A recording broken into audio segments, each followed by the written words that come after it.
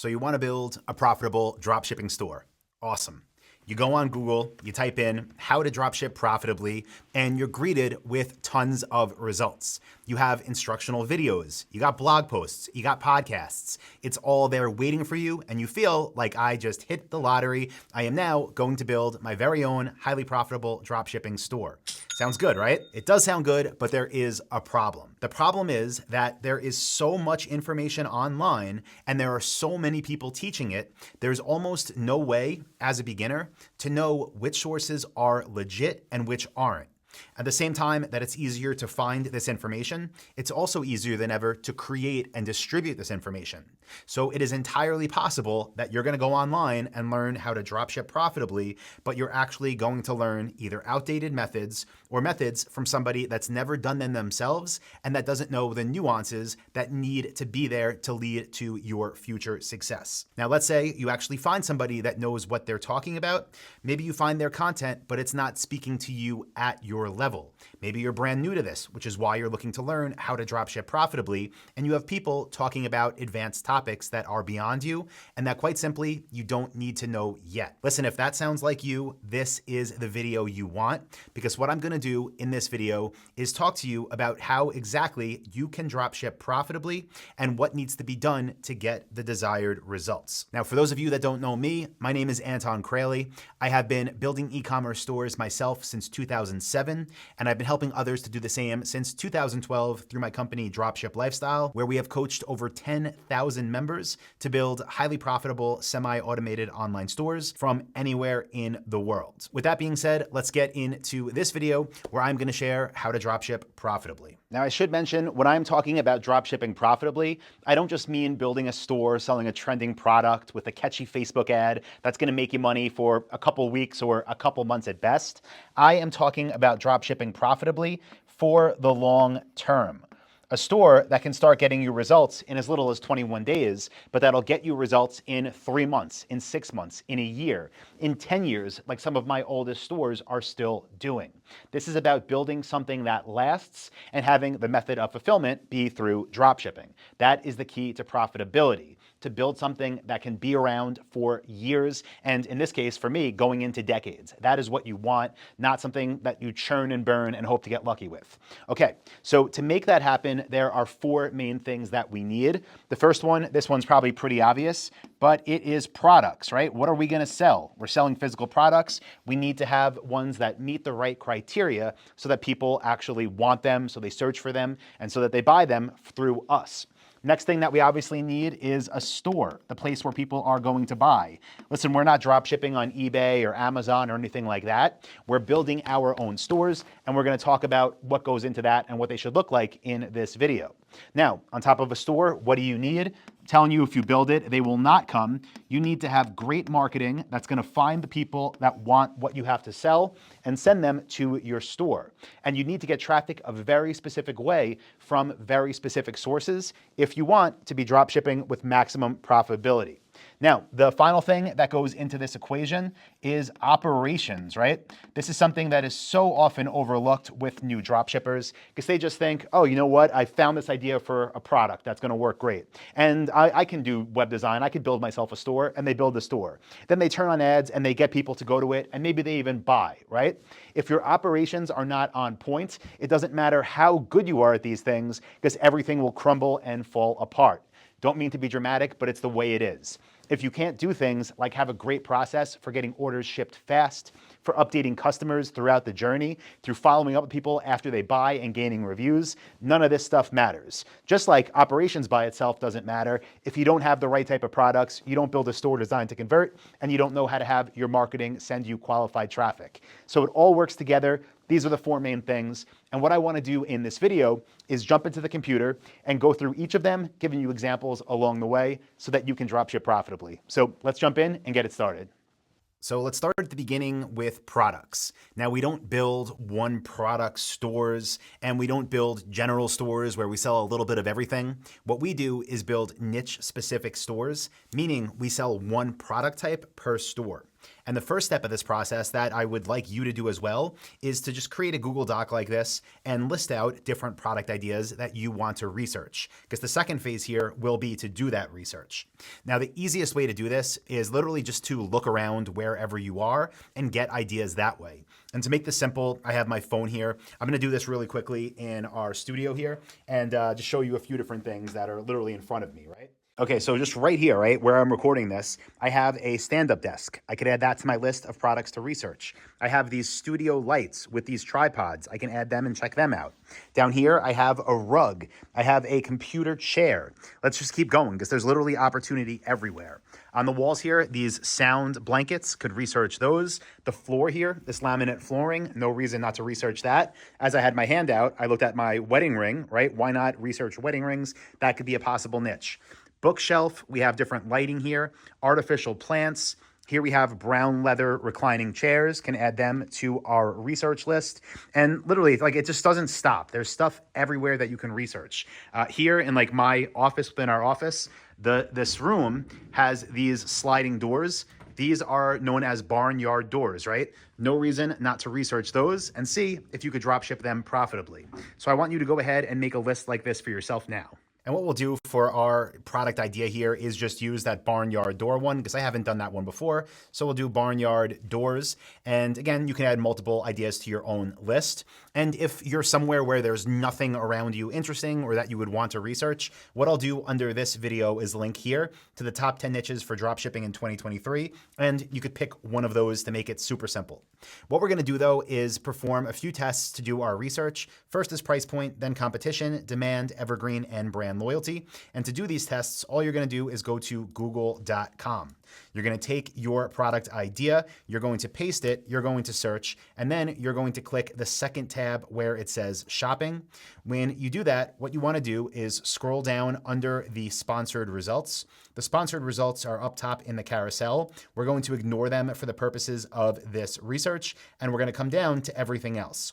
And what we want to see is half the page or more of the results priced above $200. So you can see here, $360, $303, $280, $900, $349, $215. We have $1,200, $1,750, $800.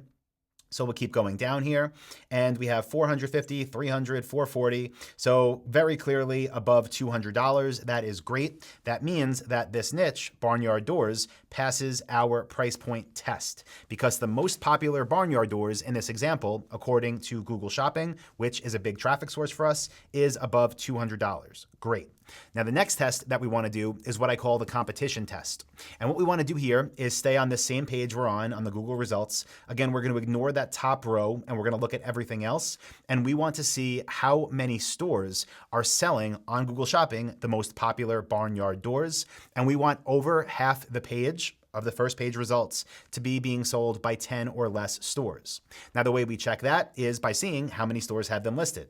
So this first one is Etsy. This next one is Home Depot. And then you can see it says compare prices at 5+ stores.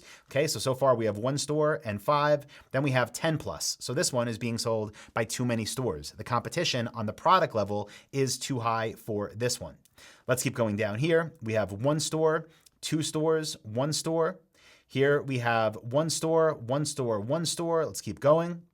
Here we have 2 stores, 1 store, 1 store, 1 store, 2 stores, 1 store. And I'll just kind of fast forward through this part so this video is not 30 minutes long.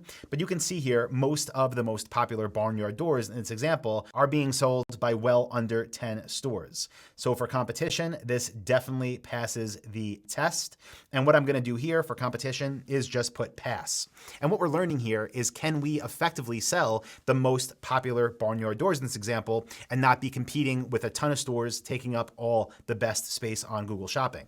So we passed the test here. Let's move on to the demand test. For this test, we're trying to find the average monthly search volume on Google for our main niche keyword. Now, to do this test, I'm going to be using the Dropship Lifestyle Keyword Research tool. You can get the same data from Google Keyword Planner inside of Google Ads, but we created this tool because to get accurate data from the Google Keyword Planner, you need to have an active account and be spending a lot of money with them, or else they give you very general ranges. So if you're a member of Dropship Lifestyle, you can use this tool here. If not, you can use the Google Ad Keyword Planner if you have an active ad account and spend money with it.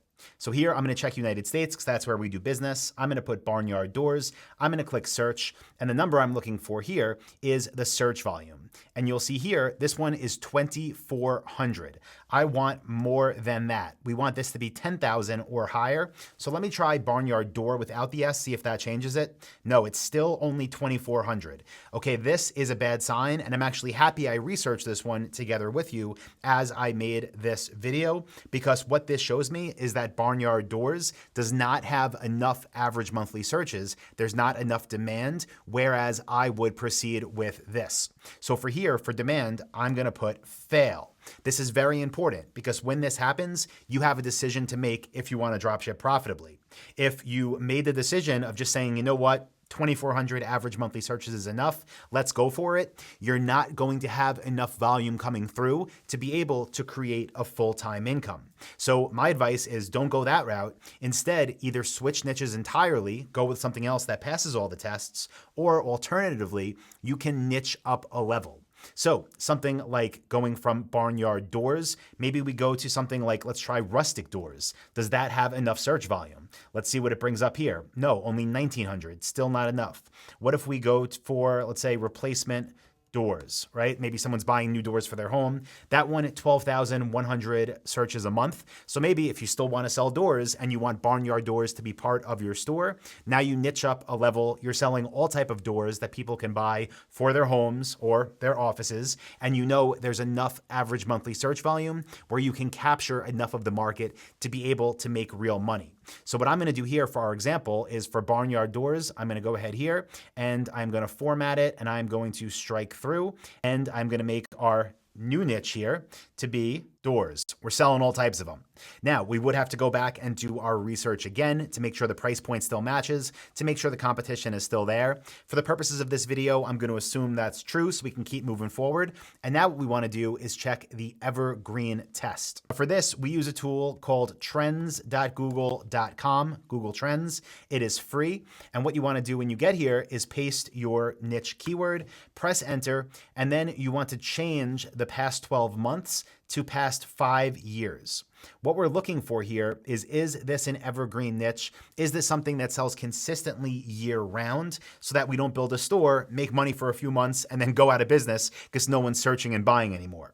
And what we could see here is in the United States for the keyword replacement doors, it is consistent over time. We have our normal peaks and valleys, but this is in no way a seasonal or a recent trending niche. This is evergreen. So for Evergreen Test, this does pass. And remember, now that we switched to replacement doors, it passes there as well.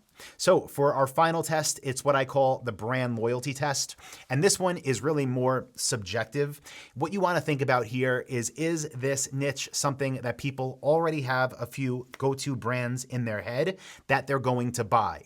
And in niches like that, let's say tablets, for example, right? Someone, if they want a new tablet, is most likely going to buy an iPad, or maybe they're going to buy, I honestly don't even know what else there is. I'm sure there's some Android, right? The Samsung Galaxy tablet. People have those go-to brands. So even though tablets might pass the other criteria, it's not going to pass the brand loyalty test because customers are going to be directed towards only one or two or even a small handful of brands, where something like doors, again, this is subjective, but I'll tell you, when I'm buying a new door, I can care less who makes it as long as it meets the criteria that I need. In that example, it might be the size of it, the exact dimensions, might be the price I'm looking for, the hardware included, whether it has locks or not. Those are all things that people care about, but they don't care about the brand name. So in this case, there is no brand loyalty when it comes to doors for the masses. So this would pass the brand loyalty test as well. So at this point, if you want to dropship profitably, you're dealing with the first topic, which is products. And if you chose replacement doors, I would say congratulations, you passed all the tests. It's time to move on to step 2 for how to dropship profitably, which is building a store that people will actually buy from. When it comes to building a store, even as a complete beginner, there's a few things that you definitely want to focus on.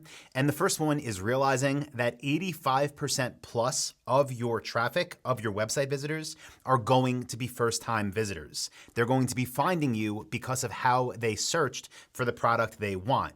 They either typed in your product name, a brand name, a SKU number. They saw, most likely, your Google Shopping ad, and they went to your website, landed on a product page. Again, it's the first time they're ever hearing about your company. So how do you get them to choose you? Through store design. Well, we have to build trust, and we also want to introduce urgency so that people are more likely to make the decision sooner rather than later. So to make this section pretty simple, what I'm gonna do is just share a link under this video to this website. It's Shaka Surfboards. This is a dropship lifestyle demo store. It's built on our brand new theme that's called Charlotte. If you're a member of Dropship Lifestyle, you could download that in module 3. And this is exactly how our store would look if we built a surfboard store. Now, some things when it comes to trust, having a phone number right up top in the header menu is extremely important. I'll tell you, don't expect to get many calls, but the calls that you do get are gonna be people saying things like, wow, I can't believe somebody actually answered the phone. I just wanted to see if you were a real business and I can place an order. Happens all the time because so many other companies, your future competitors, don't have phone numbers or don't answer the phone. Now let's scroll down a little bit. And what I want you to notice is this does look extremely professional. It doesn't look like something somebody threw together in a few weekends without any experience. No, this is a legitimate, professionally built store that speaks to the person shopping in this niche. In this case, surfers or potential surfers. And some things that incorporate that beyond the logo and the color scheme are things like custom icons that we make here, things like surfer owned and operated. We do this for every store we build to make it unique to the avatar, the person that will be shopping on it. Now, again, to make this easy on you, I'm going to link you to this store so you can kind of follow along with the template we use. And you should also know that this store is built on Shopify. That's the platform we use to power all of our stores. And if you want a free 14 days with them, I will link that up in the description of this video as well. But let me quickly jump into a product page here. That is the quick add to cart. But we'll go into the product page. You'll see some things that we incorporate in our store design. Here, for example, 10% off and free shipping, coupon code SAVE10.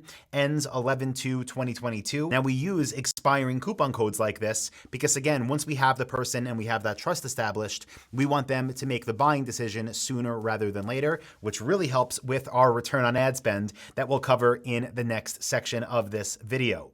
But also you'll see we have availability, how many are left in stock, estimated arrival dates to the customer, again, giving them the information they need to make the purchase decision, and also increasing the likelihood that they choose us because now they know I'm gonna save 10%. I'm gonna get this thing delivered by these dates. They have a phone number so I can call if I have any questions. And it's just much more likely to have that website visitor become a customer.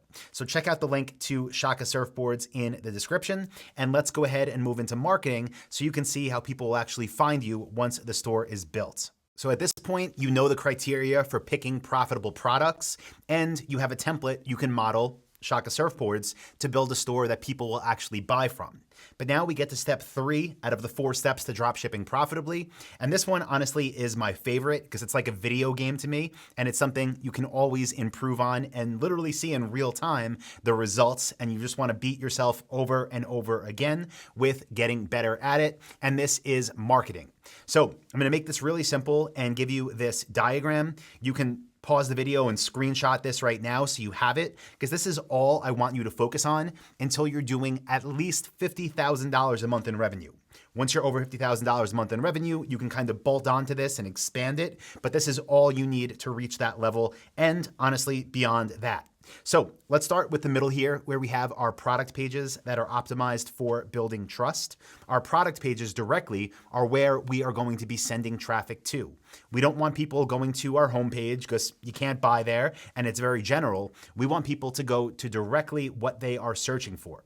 So Our number one traffic source, as you can see on the left of the screen right here, is targeted Google Shopping ads. You actually saw these earlier in step one when I searched for barnyard doors. You saw those images with the products and the product price and the store names. That is where the majority of your traffic is going to come from as a beginner, and that is going to be by far your most profitable traffic channel, because the people searching for your products are going to be the ones seeing them, who will be the ones clicking them, who will be the ones buying them. We're not going after people that might have a new home, so maybe they want a door. No, we're showing people searching for these products, the exact products they're searching for.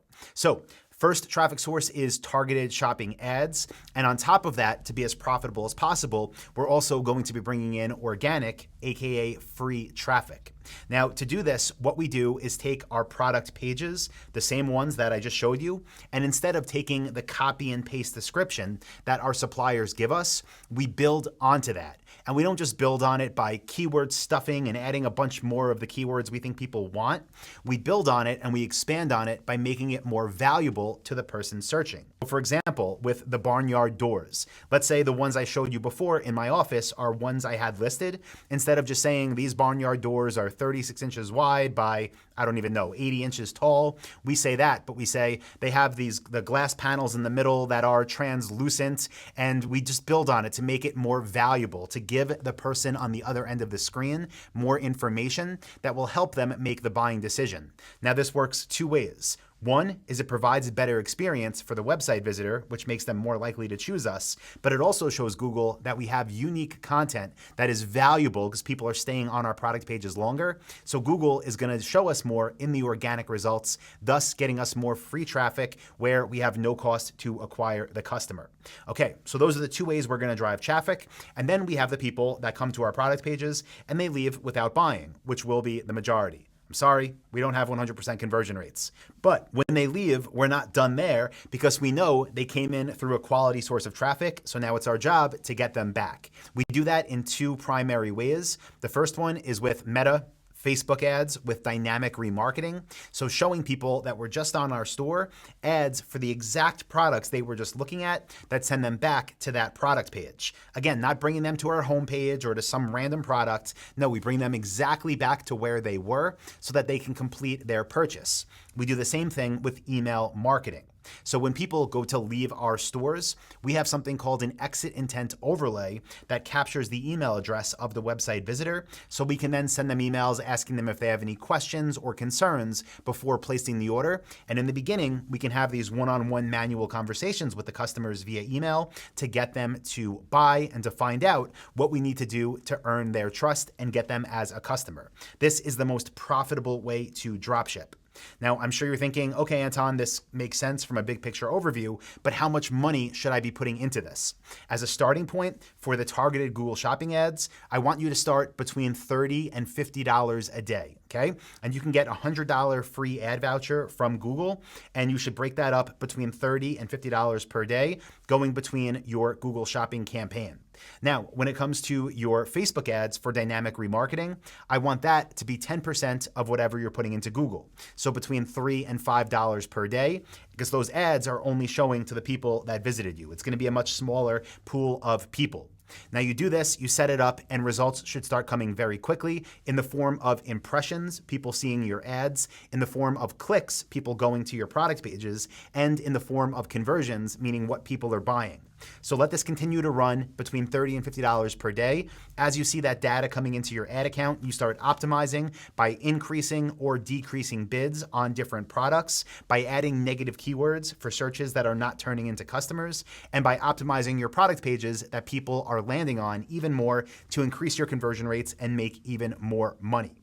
This is all you need to do, again, to get to $50,000 and above in monthly revenue. And from there, you can start optimizing even more, scaling your budgets, and adding more traffic channels. But very important, this is going to get you those sales, but what happens once people buy? That is where operations comes into play, and that's what I want to talk about now. Before I share some of my top tips for operations on a dropship store that's profitable, let me know if you're getting value so far in this video. If you're watching on YouTube, do me a favor, leave a like and comment value below. And if you're listening to the podcast version of this, do me a favor, leave a review on iTunes, Apple Podcasts. It means a lot, and I read all of them. Okay. Let's talk about operations. You could have done everything else in this video correct, but if you don't get this part right, you're doing it for nothing. At best, you're doing it for short-term gains. At worst, you're doing it to destroy your reputation. Because you need to make sure you're not just building a business that provides real value to your bank accounts.